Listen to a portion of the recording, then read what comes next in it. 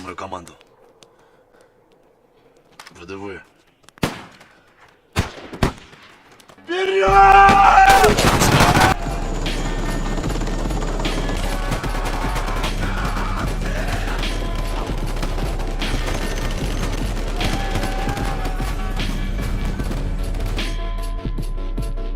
Товарищ полковник, девятая рота свою задачу выполнила.